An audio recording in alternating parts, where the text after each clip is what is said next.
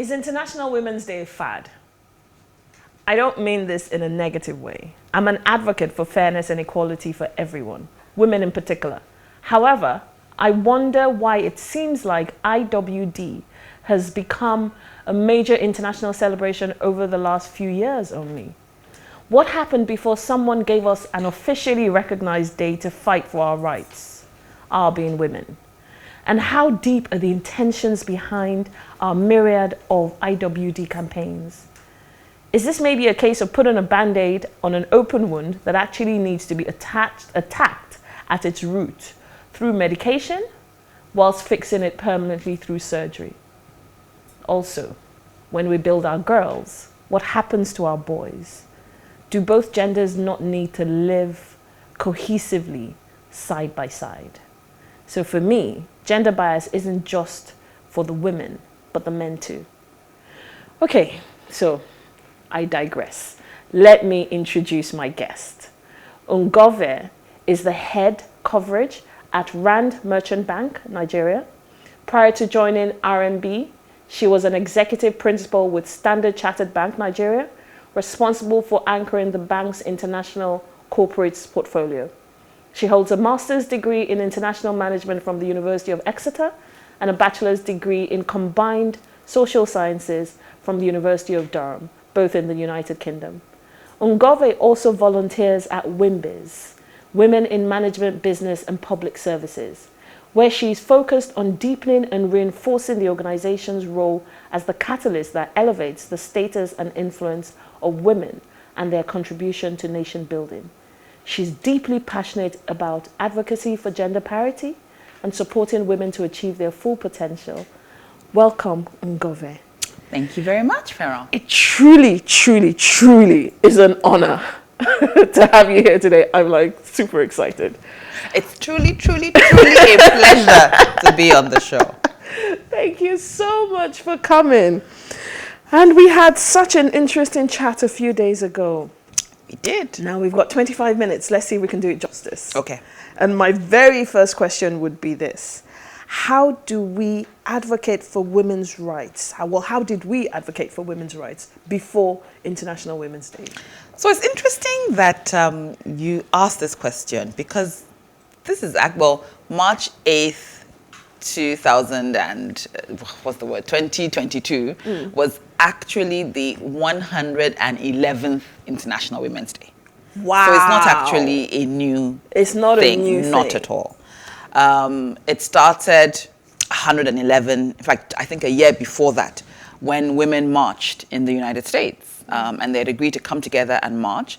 And they were marching for shorter working hours, equal pay, equal access, and of course, reduced discrimination against women. Many of the things that we are still marching for today. So it's not when you think of the word fad, it typically means something that is done with a lot of energy and passion, but is often short-lived. The one thing that I hope I've taught you now and everybody else is that it's certainly not short-lived. It's been around for a very long time. Wow. However, there is some truth in sort of what you were alluding to earlier when you did the intro.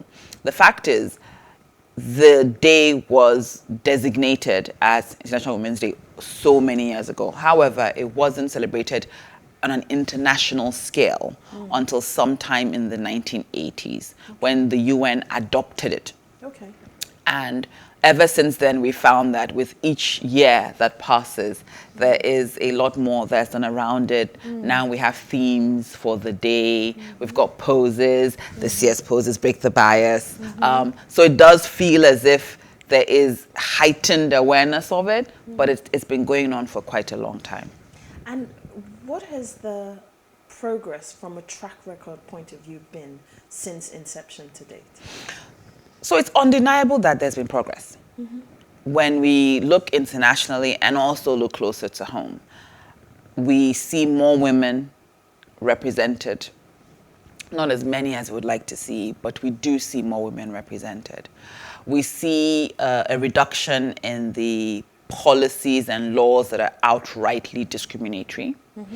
We see many women, particularly in Nigeria, we have great statistics around equal pay, where we're one of the equal countries in terms of contribution by men and women in the corporate setting is valued almost equally. So there has been some progress. However, there's still a long way to go. Yes, like I with mean, everything. clearly starting the month with our wonderful gentleman, the House of Reps, on the 1st of March, declining to assent to the changes that were being asked for. And for me, it was particularly sad because this was coming after 2 previous attempts to pass a gender equality bill. So we had already tried that over the last 6 years. And they had been thrown out. And then so this was one way to at least address the glaring inequalities in our constitution. And again, it was thrown out. The other thing I like to say is that, Feran, you and I are not representative of the women in Nigeria. We're a minority. Yes. And so when we look at ourselves, it's easy to say to ourselves, well, there's progress. I can walk in, I can get a job. You know, I went to school. I didn't feel any particular discrimination. But we still have a very, very high incidence of underage marriage. We still have a very high incidence of maternal mortality, which is tied into some of the discriminatory practices around women not having agency over their own bodies. We still have a number of girls pulled out of school in preference of men. We still have discriminatory inheritance laws and practices, customary practices. And so for me, you know, what I always say to people is the journey is long, but it's a marathon. We celebrate the progresses, and that's what International Women's Day actually stands for. It's about celebrating the progress, celebrating the women who have achieved and continue to achieve, but then also bringing that awareness around the work that still needs to be done, and then encouraging women and men, because it's not a gender war, to work together to achieve. Yeah, so that actually answers part of my next question, which was, do women and men really understand what we are advocating for? I don't think so. I don't think everybody understands it. But it's like life, right? Not everybody understands everything. And so part of the job and the reason why there is a day is because it brings awareness. And you know, when you look at the campaigns, the first thing that I hope it does for people is it reminds them, or at least it jogs somewhere in your memory, why is there a day? And then that starts getting you thinking towards the fact that there's a reason for the day. And then it gets that awareness around the inequalities that are still persisting. And then it gets stories around the women that have achieved. And so hopefully, all that we see and hear around the day creates that awareness around the problem. So in simplifying that, how would you, I'm a man, I don't quite understand what the advocacy really is for. How would you simplify it for me? Or I'm a woman who also doesn't quite understand it. How would you simplify it for me? I use the analogy of a plane. You can't fly a plane with only one half of its engines running. And when you deny women full participation, that's what you're doing. You're basically not able to fly your plane properly. And when we look at the issues and the problems in our society, in our country, I personally feel that it is a big portion of it is attributable to the lack of women in certain role model positions for us. And so to a man, I say to men, you know, are you happy with what you see? Are you happy with the increased violence? Are you happy with the socioeconomic realities of today? I don't think anybody is. But here's the thing, though. That question, for me, is an intelligent question that can potentially only be answered with a bit of thought. But what if the average man that you're asking that question says to you, yeah, there's no problem. My wife is at home. She's looking after the children. She's fine. You know, I don't understand what you women are talking about. Which is a lot of women in our African society. A lot of men, rather. I disagree. Okay. I disagree. And the reason I do is because when you hear the stories of a number of young women, and even older women who have excelled, be it at school, at work, often the push came from their mom, but also from their dads. And the dads were not always educated. Quite a number of them were uneducated. Very, very true. But a lot of them had the inbuilt notion that they either had strong mothers or they understood the fact that they had seen their mothers either be denied agency or be granted agency and excel. And so for many men, I think at a base level, they understand that inherently women and men have a lot to contribute. So I don't believe it's a education or lack of education. I think they all understand it. I do think, however, that our cultural and religious norms heighten sort of the gender silos. And also the reality of many families is, I want my wife to go out and work. I would like the additional income, but we have kids. Who's going to take care of the kids? Who's going to take care of the home? How are we going to have food to eat when I get back? And I think that sometimes means that you subjugate the inner feelings that you have to support the cause, because selfishly, you need that person at home. You need to have that person working in the home. So when we do then advocate for equality, we have to look at the entirety of the situation, which is why we look at policies and laws. You're looking at paternity leave, maternity leave. You're looking at supporting women through childbirth. You want better education so that women can put their kids in school and know that I don't have to spend all my time managing the children. They will do well. They have a great environment. We want to make sure that there's better security, because again, one of the reasons why many men, don't want their wives to get involved in sort of a 9-to-5 role is the hassle of getting to work in the morning, the coming back very late in the evening, the lack of transportation. So you see, it goes back to the entire fabric of our society. And so we have to fix a lot. But I do not believe that the average man does not understand and respect the fact that women need to be given an opportunity to do and achieve what they can. Is that opportunity equality? So for me, we had the conversation about equality, right? Yes. I personally don't ascribe to equality. And that's why we've moved away from equality and we say equity. Okay.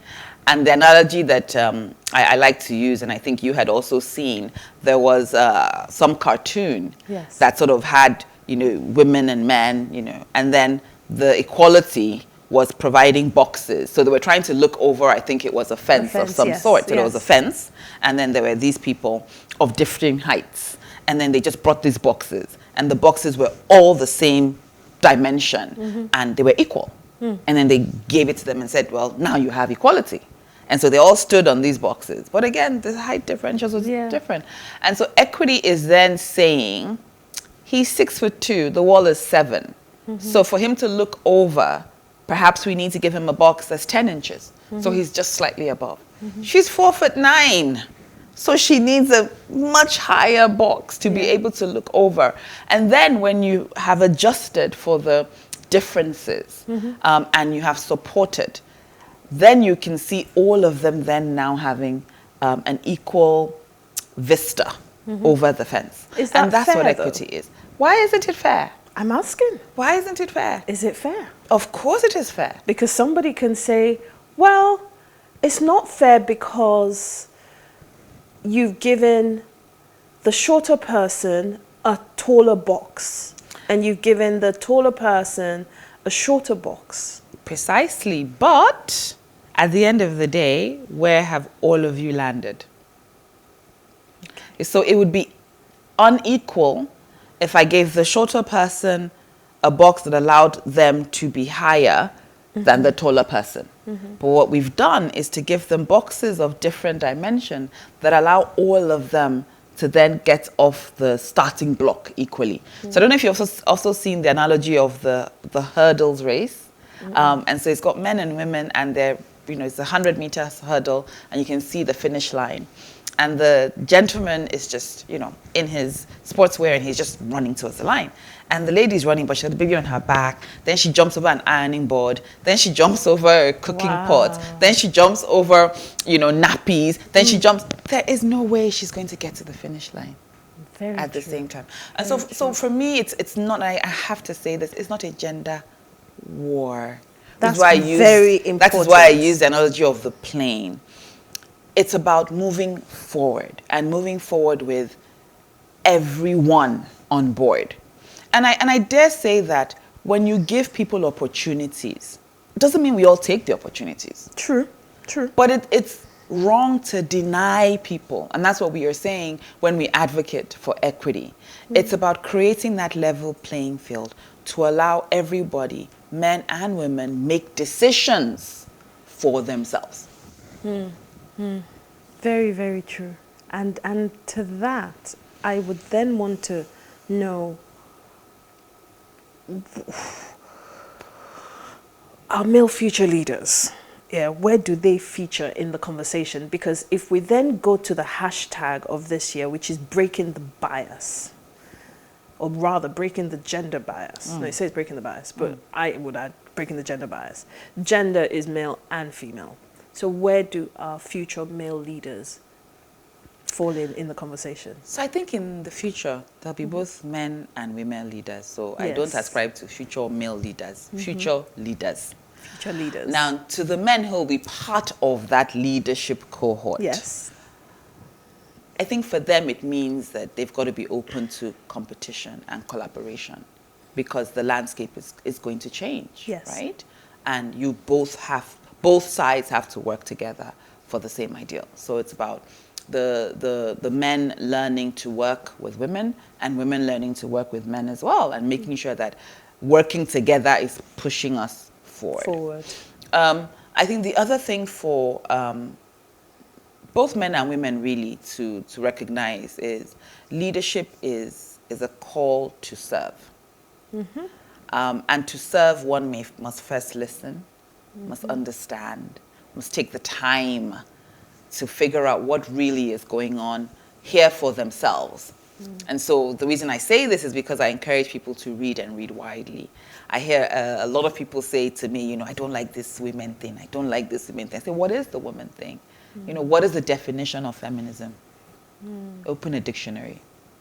And often when I get people to open their own dictionaries and read it, but that's not but the dictionary is there. It's been there for hundreds of years. So it's telling both the men and the women to please read widely. Get yourself to a point where you have your own views. And those views have come through your own self-education, self-awareness. And by all means, strive to create a better future than what you have come to meet. I think that's a call for both men and women. You get into positions of authority. Please think about those coming behind you. That is the legacy that you live. That is actually a really good mandate because it's simple for everybody to be able to put on their dashboard, put on their mirror, and just remember, the mandate is to strive to create a better future than the one you have met. And that goes into every facet of life. So I then want to know, where does the family come into all of this? The family is the first, it's the first institution. Yeah, I like to say the first government. Yeah, it is. Yeah. It very, very much is. And I dare say it's one of the most important. Because we spend quite a bit of our formative years in that small family unit. And so it's critical that whatever it is that we would like to see change in the society starts from the family. Having said that, I like to be quite inclusive. And it's important to note that not everybody is fortunate to have the definition of a family that we see it as. True. Not everybody's fortunate to have a mother and a father, or to have siblings, or indeed to even have a roof over their heads. And so it's important that when we have these conversations, we are not, people don't feel excluded, because if they feel excluded, then they tune out very quickly.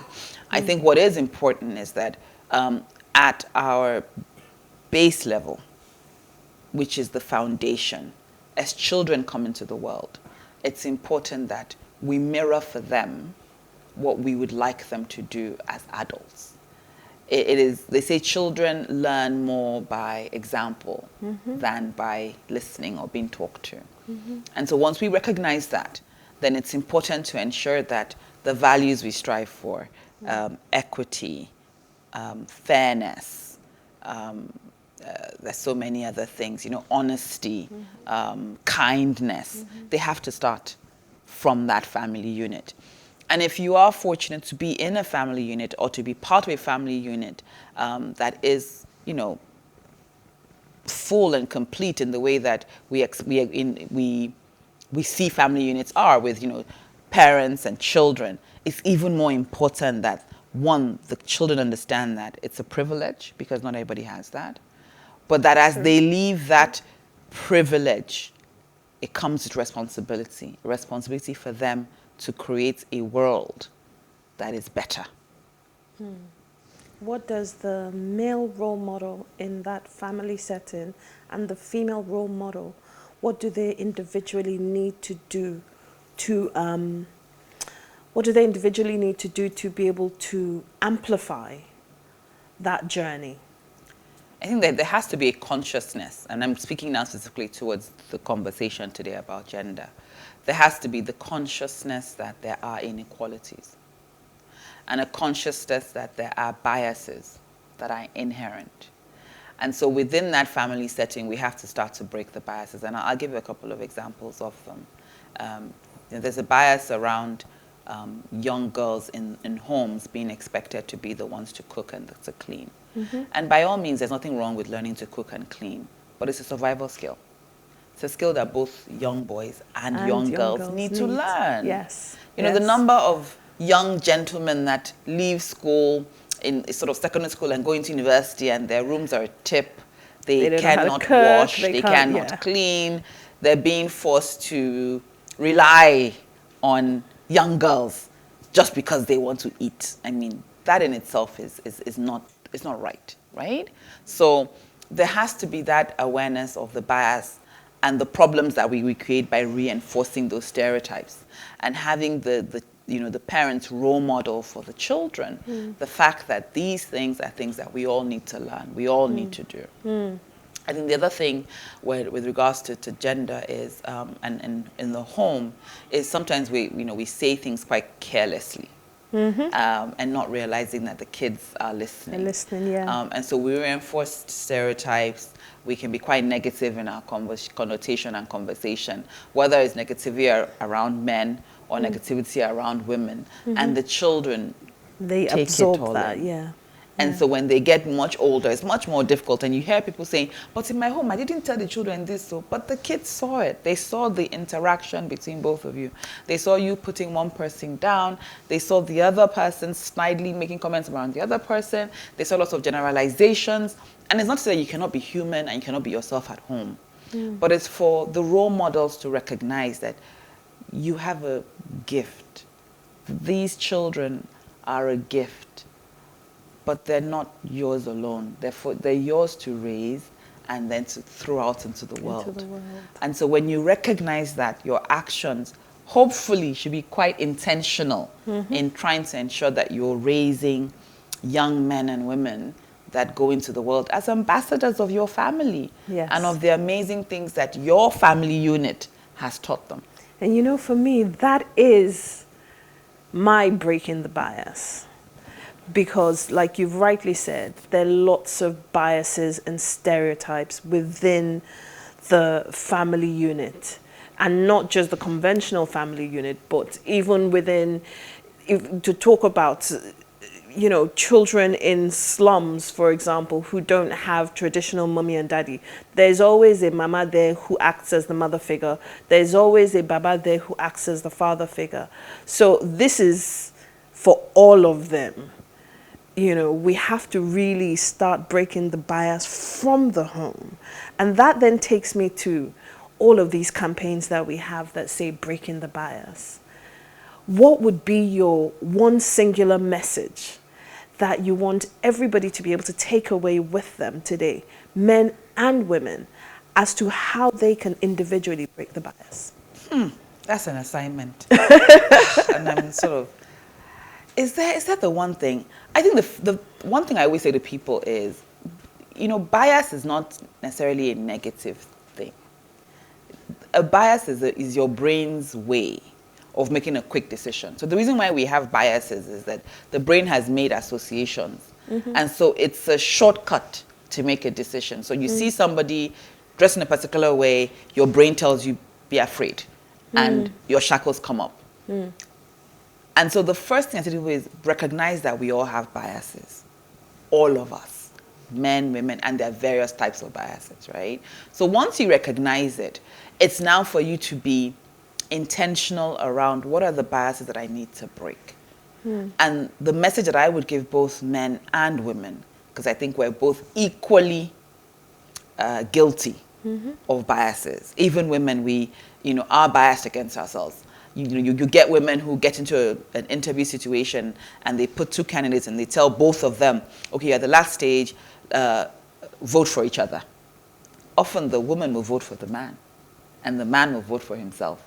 And when you ask the woman why, she's like, well, first of all, I just wanted to show that I'm not really that competitive, And I thought that they will still give me if they want to give me.